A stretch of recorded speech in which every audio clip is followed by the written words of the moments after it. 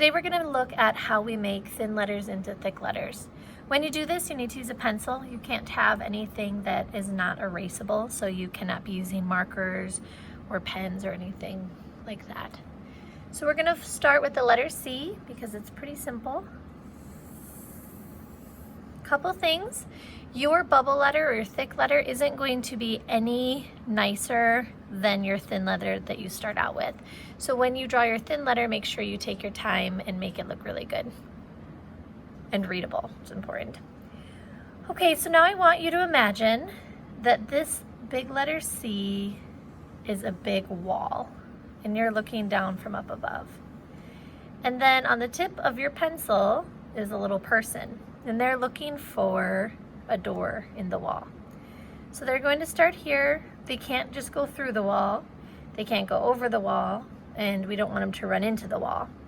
So they're looking for a door. So they're going to stay pretty close to the wall and just walk around.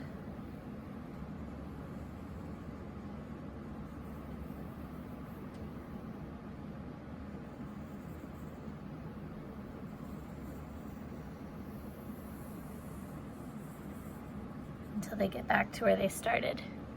Once they're back to where you started, you have your thick letter. So you can go ahead and erase the center.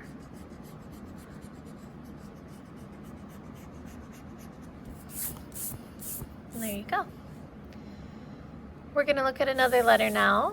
So we're going to look at the letter A. Generally, as a rule, if you do your letters in capital, they're going to be a little bit easier to do. Okay, so now we're going to do the same thing, and I'm going to show you a little bit different of a method with this one.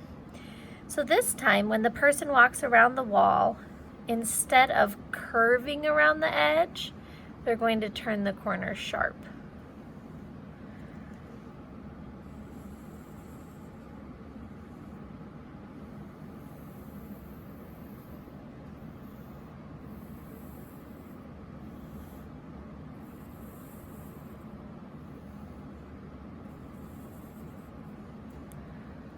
Okay, we're not quite done yet. We want the person to look on the inside too.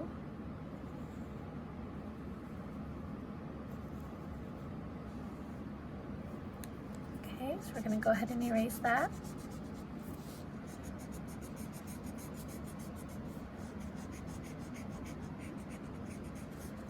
We have a thick letter A. You can do that same method with any of the other letters, including the C. So if we were to do the C like that, it would look like this.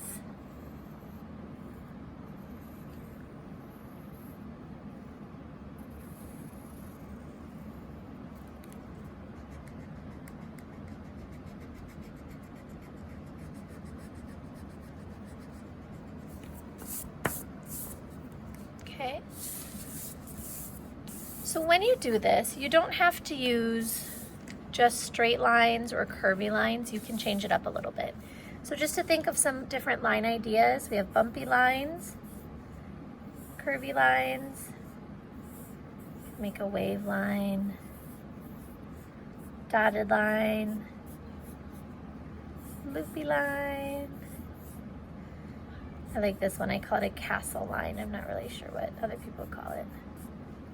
Okay, so you can use all kinds of different lines for this. Okay, so now we're going to look at the letter B. Again, it's going to be easier generally if you do capitals. Letter B, maybe not, but usually capital is easier. Okay, so this time, instead of choosing to do just my curved line or my straight line, I'm going to pick one of these. So I'm going to go with this one that I don't have a name for, the castle one.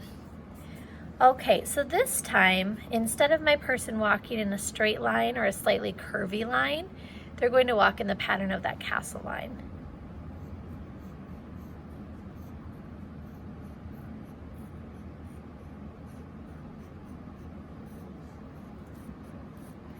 If you're practicing, go ahead and choose whatever kind of line. You do not have to do this one.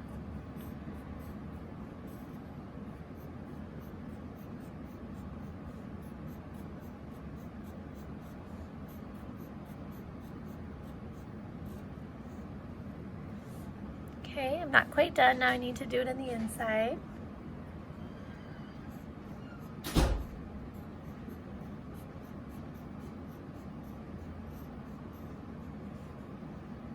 And over here.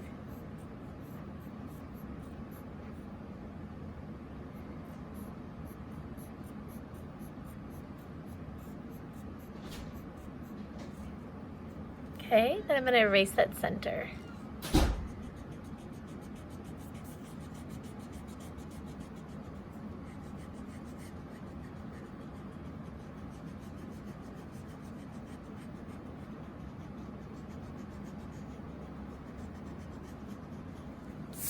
Okay, so you end up with some fun letters. You can also do this, like if you choose to start with your letter a little bit more funky, it still works. So you can make an H like that.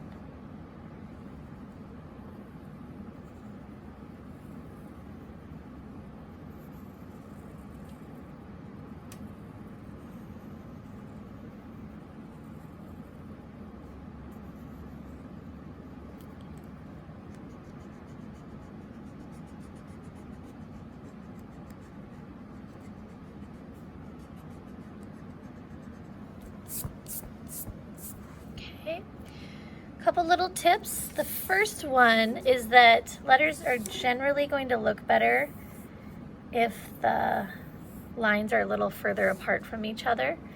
So if I do a C like this, where the lines are really close to that center, versus if I do a C like this, where the lines are further apart, it's usually going to be easier to see the mistakes in this one because the lines are closer, so they give you a better point of reference on when the lines are a little shaky or a little bumpy. So usually I avoid the really thin lines unless I have to, and I usually go with a little bit thicker.